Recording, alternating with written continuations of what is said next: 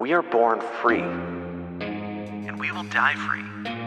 The time in between, though, that's complicated. In that time, governments, institutions, and our egos will limit our ability to find true freedom in this life. These are real stories of real people overcoming the odds, persevering in justice, and unlocking their potential. Welcome to Finding Freedom. Here's your host, John Odermatt. Hey, everybody. Welcome into another episode of Finding Freedom right here on the Lions of Liberty podcast. And I got a solo episode for you guys today. Excited to talk about some items trending in the news. We're going to talk about Michelle Obama's new nutrition company that she's launched targeting kids and who is behind that. And talk a little bit about really where I see that going. We're going to talk a little bit about what Robert Malone has had to say about the $1.2 million reparations proposals in California. We're going to talk about, of course, Janet Yellen and the debt ceiling catastrophe that we're all about to experience. And, we might even get to talking about President Biden, who is now openly running on a full gun control, disarming every American agenda. It's remarkable to see. And there's some other stuff we might get to, but I doubt we'll get to that because, to be quite honest with you right now, I am not at 100%. I would say I'm probably, somewhere around 80% now. 2 hours ago, I was maybe at 50%, but feeling better as the day goes on here, recording this on Sunday night, May 7th, to air on May 8th. And this past week, an awesome week, my wife and I were in the Dominican Republic in Punta Cana at the Excellence Resort there to celebrate our 10-year wedding anniversary. Had an awesome time, a phenomenal time. Love that resort. We went to an Excellence resort for our honeymoon in Riviera Maya, Mexico. That was phenomenal as well. I don't know which one was better. Honestly, 10 years is a long time. And I don't remember exactly every detail of my honeymoon. But we had an incredible time, incredible food. One of my favorite things about going to like these all-inclusive resorts in Dominican or in Mexico is all of like the fresh fruit you get and the melons and all that stuff. Love eating that stuff. And of course, the drinks, the unlimited drinks, but tried to rein that in, not get too crazy, but a couple nights got away from us. But anyway, so why am I not feeling well? Has nothing to do with the Dominican Republic. We got back on Saturday. Well, we actually got back Friday, very late Friday night. And then Saturday, my parents were watching our daughter, Ruby, and they dropped her off right before she had a softball game. And we all went to the softball game. I coached it. She played in it.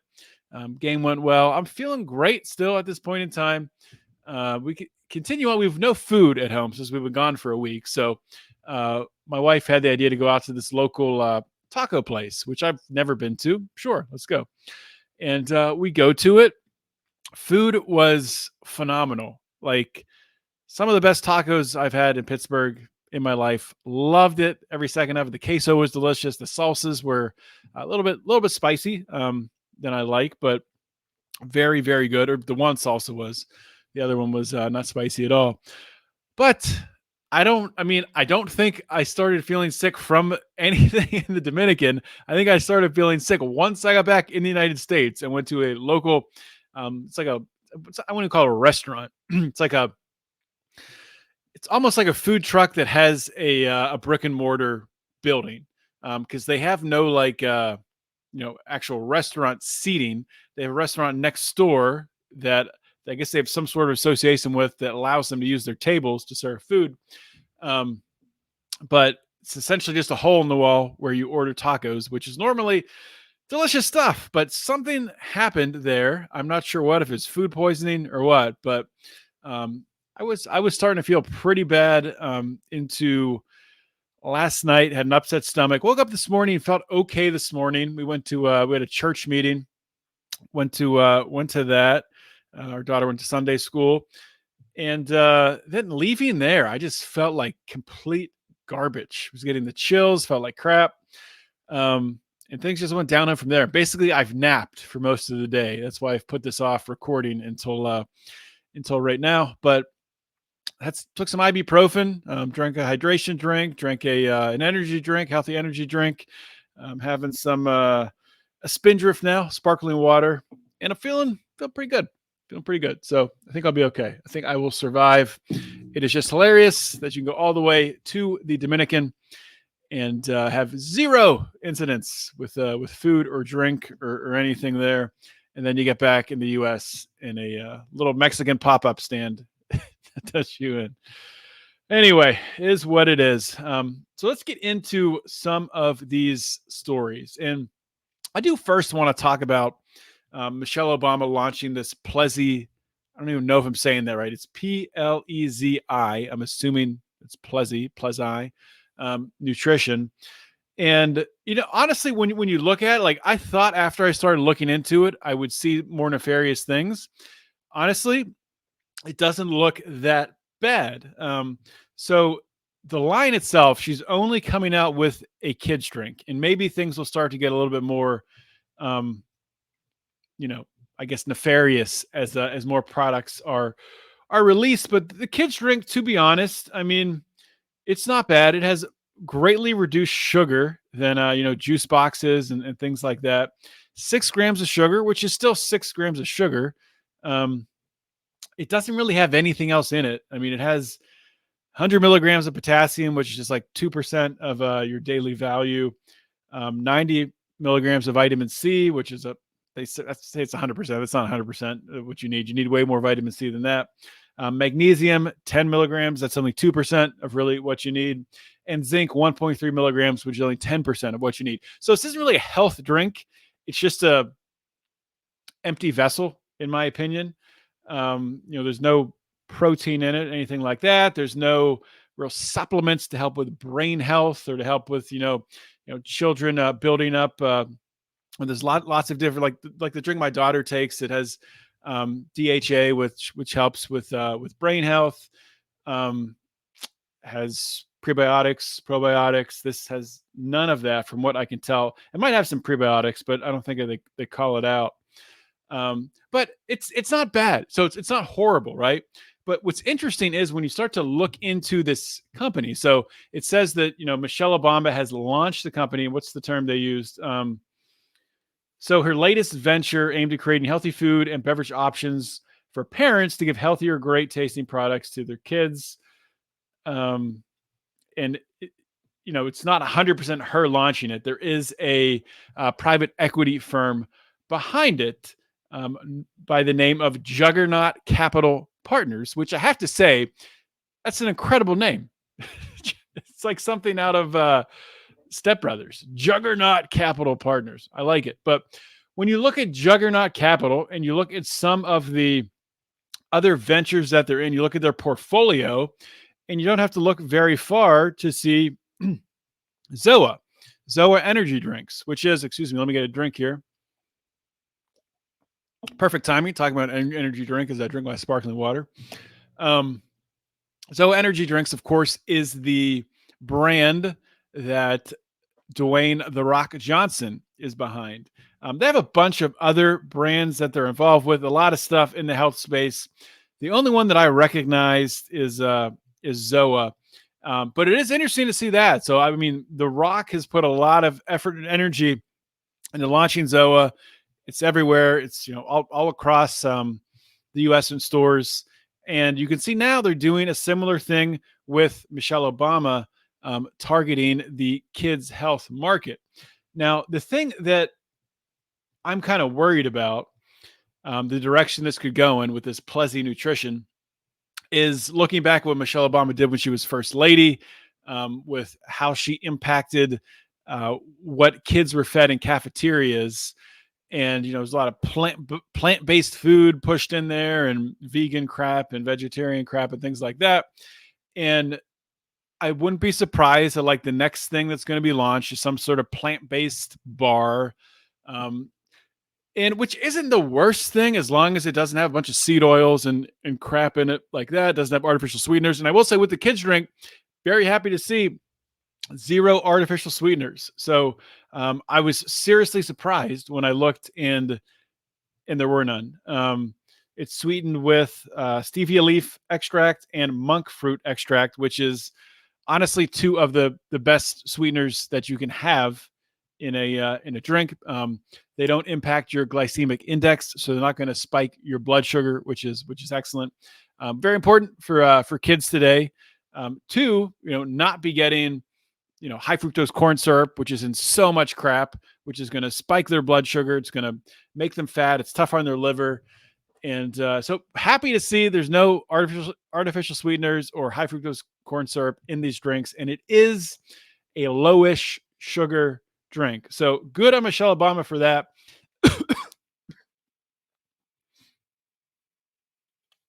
Excuse me. I would just say I'm a little worried about what comes next. Where does this company go next? And I got a little Robert Kennedy in my voice right now, choking on saliva. Don't worry. I'm not gonna throw up while I'm recording this. And I didn't throw up during this whole whatever it is, food poisoning thing episode. So that's good. I honestly, I've only thrown up probably in the last 20 years, maybe twice. I can only remember one time, but there's probably another time that I'm not remembering. And that includes, drinking, drinking too much. Even when I did drink to excess frequently in the olden days, I wasn't the type to throw up. Just never did that. I was always amazed by, people that'd be drinking and be like, I got to pull the trigger, just go throw up and come back and keep drinking. I'm like, what? I don't understand. Some people are like that, whatever. But the next step, so to get back to PLEZi Nutrition, the next step with this company, I'm sure there's going to be nutrition bars. There's going to be, I don't know, maybe yogurts, crap like that. So what direction does this go into? And then what do they use the funds to do? Because they do talk about, using the funds to have a marketing plan to eat healthy, to encourage children to eat healthy. Is it going to be encouraging a plant-based diet, which I would assume probably it will be? Which is not good, which is not what kids need. It's not what adults need. We need to get protein from animals. I mean, there were so many different nutrients and vitamins that you just don't get from plants that you need from animals. And that's my fear really with this PLEZi Nutrition, is that this is just going to be another stoke, another peg, another steak, whatever. I don't know what kind of analogy I'm looking for here. Another that's going to further the plant-based agenda, that is going to, have the be cloaked in the climate change ideology, talking about how we all need to stop eating meat, start eating bugs, and start eating more plants. So that'll be interesting to watch what direction this goes into. And I just want to reinforce again, like, I don't really have an issue. I wouldn't buy this myself because I don't want to support Michelle Obama. I don't. I mean, everything she stands for, I don't want to support her politically. I don't want my funds going to her company. So for that reason, I wouldn't support her. There's plenty of other alternatives out there that are healthier and I think are have a better nutritional, better nutritional detail, better nutritional, I don't know what word I'm looking for, but they're better for you. They have more vitamins and nutrients in them. Like, guys, you got to give me a break on this episode. Okay. I'm recording this basically, like I said, at 80%. So 20% of my brain's not working. Okay. So that's PLEZi Nutrition. We got through that. It's backed by the same people, Juggernaut Capital, that back Dwayne "The Rock" Johnson. You can see the commonality that they're looking for these larger than life characters to be behind these brands. It's sort of really a shift, to this influencer culture. The Rock is one of the most popular celebrities on social media, Instagram, TikTok, all that stuff. Michelle Obama, I honestly have no idea what kind of presence she has on social media. I'm sure it's big.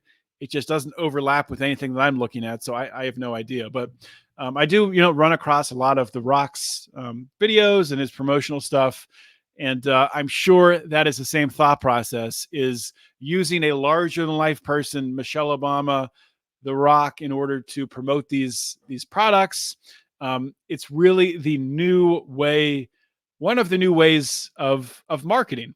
Rather than, expensive marketing campaigns where you're running all these commercials, you're going directly to the people who can spread their message, can promote their products directly to their loyal fans and sycophants who will go and purchase them.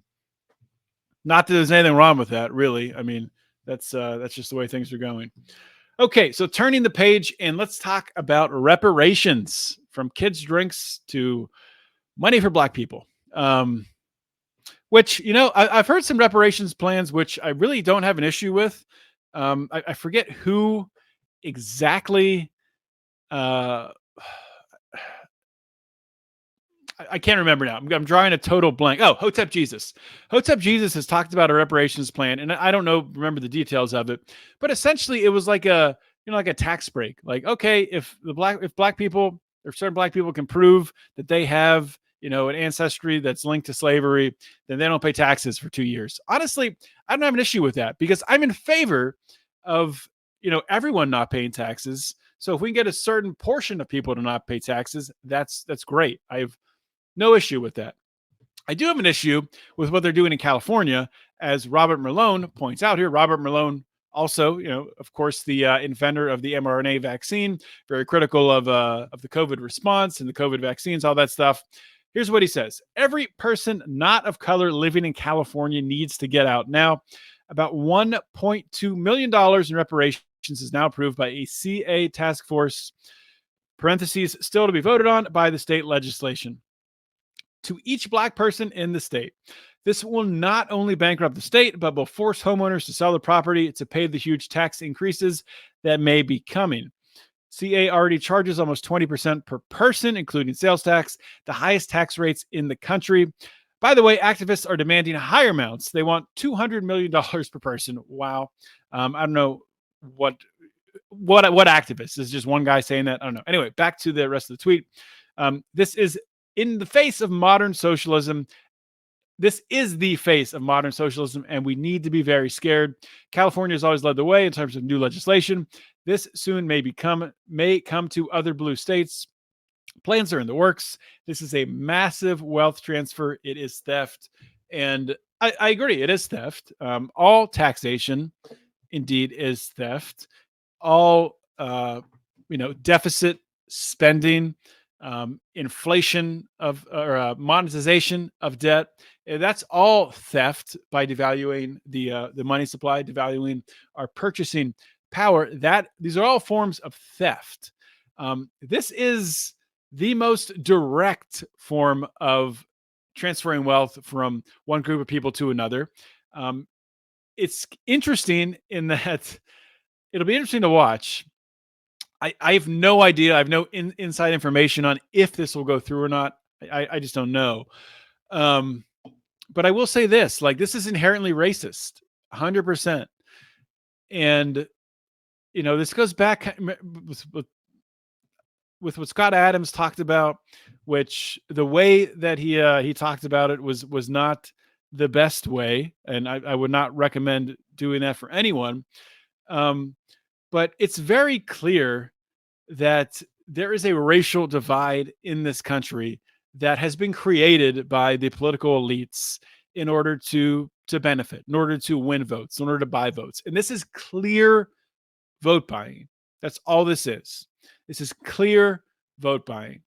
And I mean, I don't see how this doesn't also blow up in Democrats' faces. Governor Gavin Newsom, Democrat in California.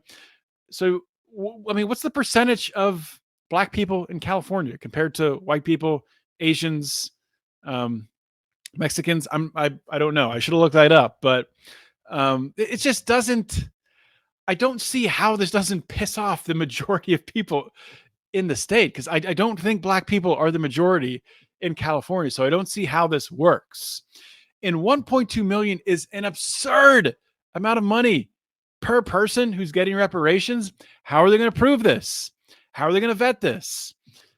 It just doesn't make any freaking sense. And I agree with Robert Malone. And I'm speaking to my friend and co-founder here at Lions of Liberty, Brian McWilliams. You got to get out of California because it might not be 1.2 million, but there will be some wealth transfer from white people to black people in California, and that will go to other blue states. That'll go to New York. Maybe it'll come to Pennsylvania. If it does, I'm going to get the heck out of here. But it's just crazy. It's crazy that we've come to the point that, like, if you disagree with this and you think we shouldn't be giving, $1.2 million to people who have, no link to slavery in their lifetime, it's absolutely insane. It's totally insane. I don't even know what else to say about it. And it's just really puts in focus how screwed up politics is in this country and just how screwed up the conversation has become. That this is supposed to solve something, and it's definitely not going to solve anything. This is going to cause an even bigger divide. I mean, that should be obvious to anyone. But the thing is, they don't care about that. They want a bigger divide. So I have to, even when I still talk about this stuff, I need to check myself. Be like, okay, yeah, never mind. That's what they want. They want people divided. They want people fighting with each other. They want white people and black people to not get along. That's what they want, because that's how they divide, and that's how they get votes. That's how they maintain power. That's how these oligarchies work. This U.S. oligarchy that we live in. But it's just crazy times, and there's not much else to say about it. So there was another shooting in Texas this week, and in Allen, Texas, 8 people killed, I believe, including children who were killed. And I believe it was I don't know if it was an illegal immigrant, but obviously from the pictures of the shooter, someone of Latin American heritage. Clearly, I don't have the guy's name in front of me, but clear, very obvious, not white. And you have the police there, the federal law enforcement, saying that they are looking into his ties to white supremacy organizations and his ties to neo-Nazi organizations. And it doesn't make any sense. I thought you had to be white to be a white supremacist. What? This doesn't make any sense at all. The dots are not connecting, but it is so interesting how quickly they will use a tragedy, an awful, awful tragedy, in order to advance their agenda. And they will manipulate facts. They'll change facts in order to fit, whatever they need the narrative to be. If they need the narrative to be, it's a white supremacist neo-Nazi who's doing this, who's right wing, they'll just create that. Facts be damned. They don't care. They'll use the facts they need to. They'll use their truth.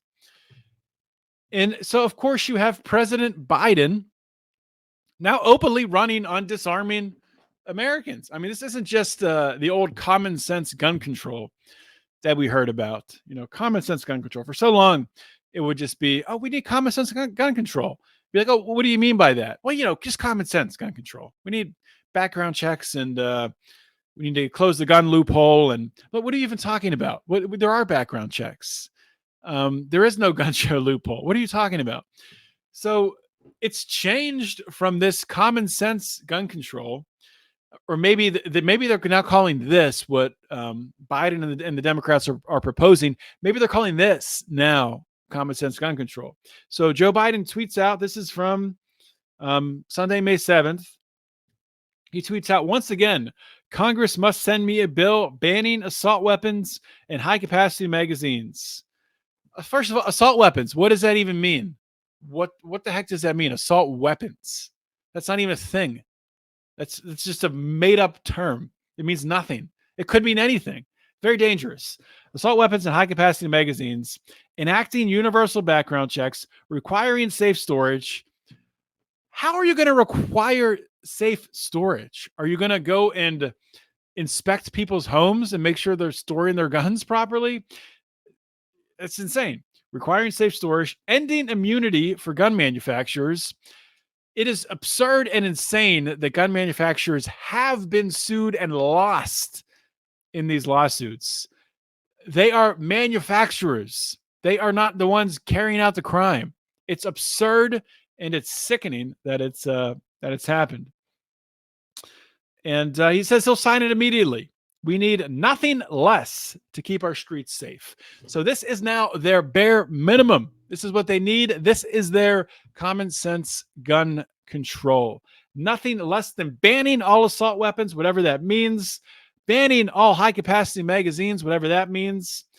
I guess more than 8 in a magazine. Is that high capacity? Of course. I mean, people talk about this all the time. Just carry more magazines. It's not hard to change a magazine. It's very simple to do. Enacting universal background checks. We have universal background checks. Requiring safe storage. That's crazy. And ending immunity for gun manufacturers. This is insanity. And this is what the Democrat Party, mainstream, moderate Democrat president is running on. This isn't extremist AOC, leftist progressives way on the left. This is their middle of the road Democrat calling for disarming all American citizens. It should wake you the heck up. It should wake you up. And we're not going to allow this to happen. I'll tell you that much right now. And, maybe I'll put in a little nugget here. I didn't plan on talking about this today, but so I recently changed my voter registration, and it wasn't for this reason. The reason why I changed is because there's a school board election coming up, and where I live, the community that I live in, it's a very critical election.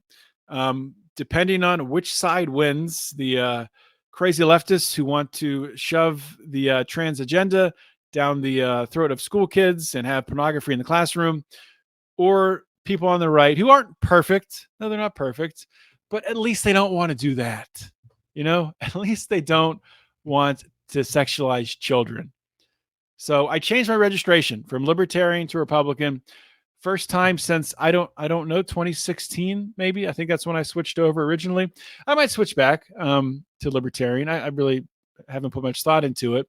But this allows me to vote in the primary, which is important to me. And what they do is a lot of these is they'll run on both tickets. So it's supposed to be, nonpartisan, which that's never the case, at least in Pennsylvania. But they'll run on both tickets. So Democrats will run on the Republican ticket, and Republicans will run on the Democrat ticket. They're on both. So essentially, you get your ticket, you have Republicans, Democrats there, even though they all have the R next to their name. So it's very confusing to know who to vote for. So I wanted to make sure that at least we get the right people forward to the general election to give ourselves a chance to not end up living in a leftist hellscape. But anyway, that's why I changed, and I don't know. I don't really know the direction of the Libertarian Party right now. I don't know what's going on with who's running for president. The Libertarian presidential candidates who I've seen put forward, I mean, they don't impress me at all. Dave Smith, I don't know what happened there. I guess he's not running. You think you would have heard something by now if he was going to run. And I've been listening to Part of the Problem, waiting for some sort of announcement, but I haven't seen anything. So I'm not sure what's going on there. But honestly, like for Dave's own well-being, he shouldn't run. I mean, why put yourself through that ridiculous ringer of a campaign for what? I mean, even Ron Paul on Tim Pool recently, they were talking about the upcoming election and Dave Smith running, and if you knew Dave, and he said he did, and they asked him, essentially, does it matter? Do elections matter? And Ron Paul essentially said no. We've passed the point of no return with our economy, with the Federal Reserve and what they've done, and the damage to the dollar.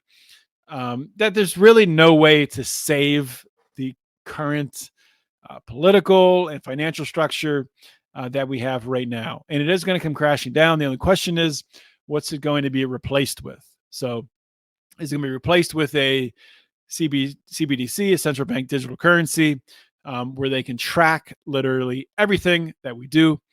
And they can just take our money away from us in our bank account. They can turn it off, turn it on.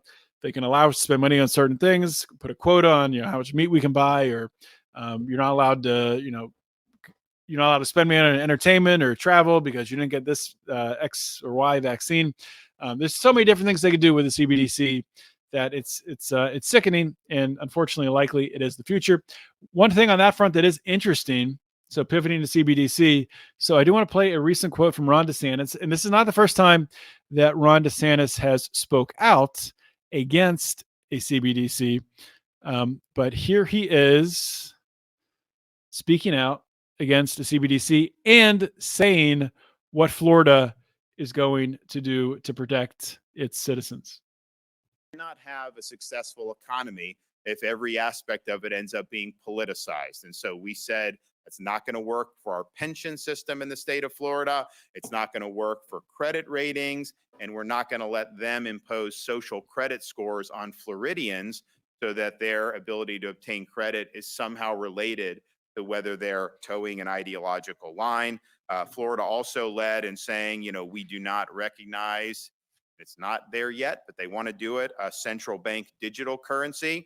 You want them being able to monitor every single transaction you make as a citizen? I know I don't want that. Not have a successful economy if every... Okay, there we go. So, I have zero issue with that.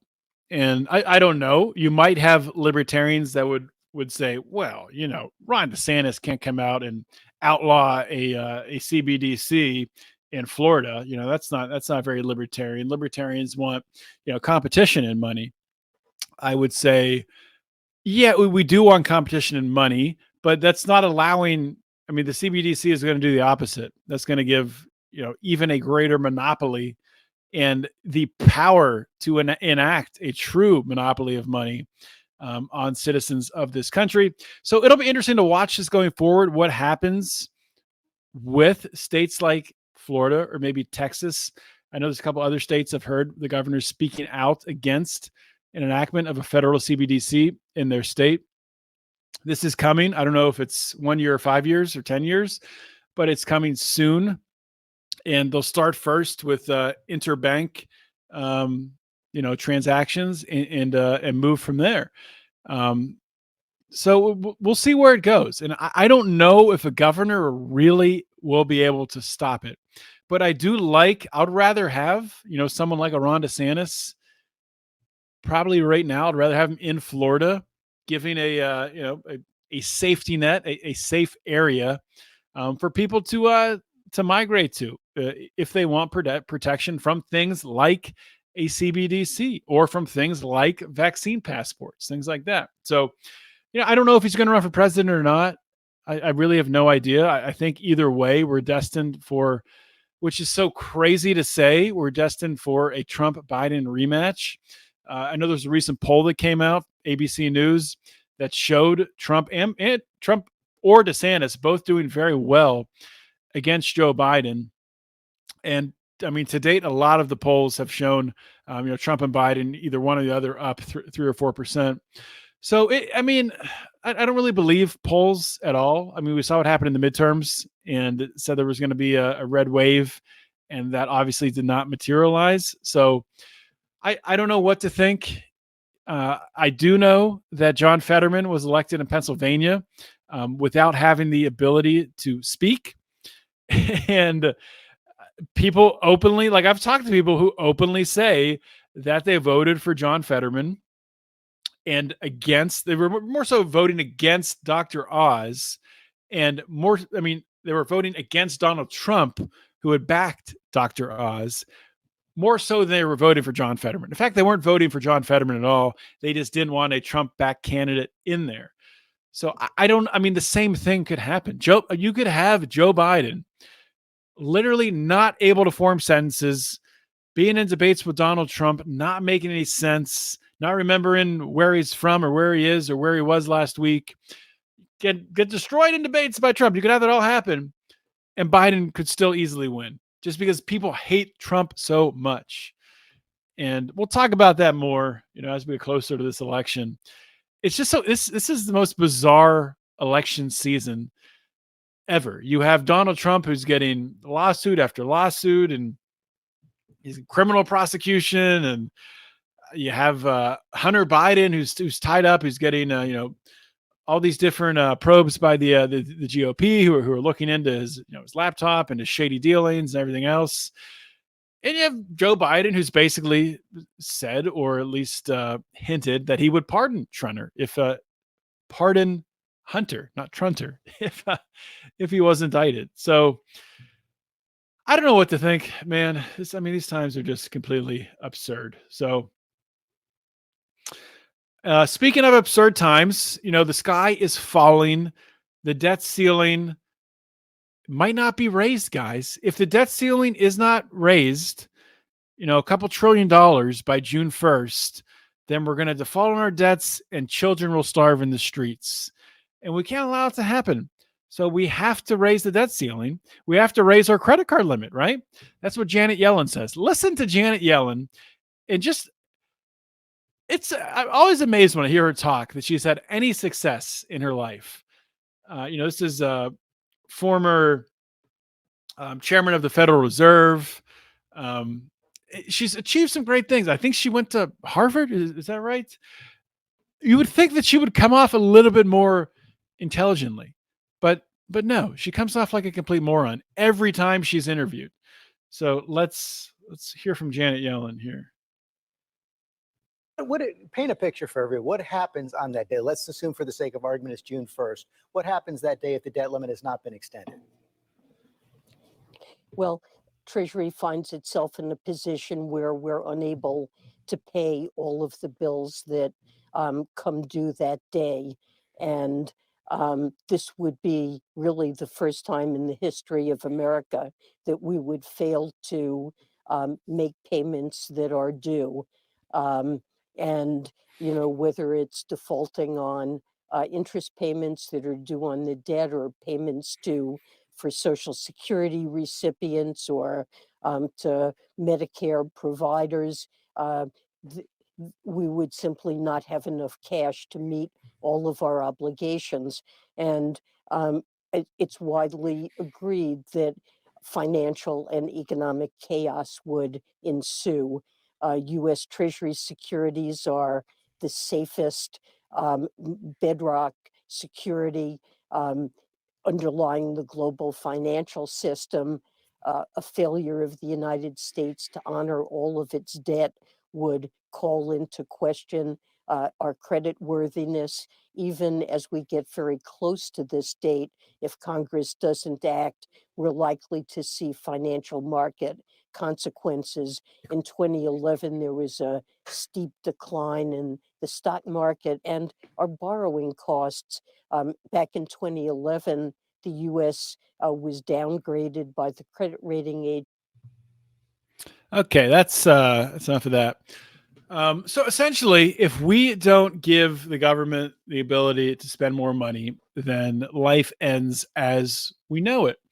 And of course, that's not the case. People would suffer if we didn't raise the debt limit, but they could reprioritize spending to still continue to make those Social Security payments, to continue to make these crucial payments, the safety net that's been created. They could prioritize the debt payments and maybe cut back on the enormous defense spending, things like that. It's just so insane that the government is able to say, unless you raise the amount we can spend on our credit card, things will go to shit. But if an individual were to say that, call up his credit card company and say, well, you know what? I got $40,000 in credit card debt. And, unless you give me like another $20,000 in, credit capacity, my kids are going to starve, man. You're starving my kids by not letting me, deficit spend more. You got to let me deficit spend more. Otherwise my kids are going to starve. This is your fault. But that wouldn't work with a credit card company. No, because they actually want to make money. But here in the United States government, this fear mongering will work. I'm sure the two sides will come together. They'll strike some kind of deal. And as always, bipartisanship in the United States Senate or House or whatever always leads to the worst outcome. So ultimately, we will see concessions made where Republicans will probably get more defense spending, money to Ukraine, whatever. Democrats love that too. They both do. So they'll probably just plow more money to Ukraine. The Republicans will get something that they want, maybe some tax cuts for corporations, things like that. I don't know. And Democrats will get their money for reparations. So they won't get that, but eventually they probably will. So I mean, this is unsustainable. I don't need to dwell on this. This audience knows how crazy things are. So what do we do to fight back? Well, number one, I think don't panic. Of course, they want you in fear. They want you scared. They want you to think that, if this doesn't happen, if one side or the other side prevents it from happening, that they're trying to harm you, they're trying to harm your children, your family, things like that. It's just insane. If the debt ceiling wasn't raised, and even if they stopped making payments to welfare and Social Security and all these different things, and payments to states to fund programs, the world would not end. Yes, people would suffer. There would be suffering, but there's going to be much greater suffering when this whole thing blows up. That can't be prevented. So I'd rather have a little suffering now, get through that, rather than putting a Band-Aid on a bullet wound and just making this thing so much worse years from now. So, Ron Paul, obviously, when I got into libertarianism back in the day, this is essentially what sold me on libertarianism, just how insane this deficit spending is, the role of the Federal Reserve in creating money. Essentially a cartel of private bankers got together, or a group of private bankers got together and formed a cartel in order to control the money supply and the interest rates in order to enrich themselves. And once you understand that, there's really no turning back. It's just a question of how you react to it. And I think a lot of people, at least in Ron Paul's time when he was in politics, thank God we still have him here doing a podcast and dropping his knowledge.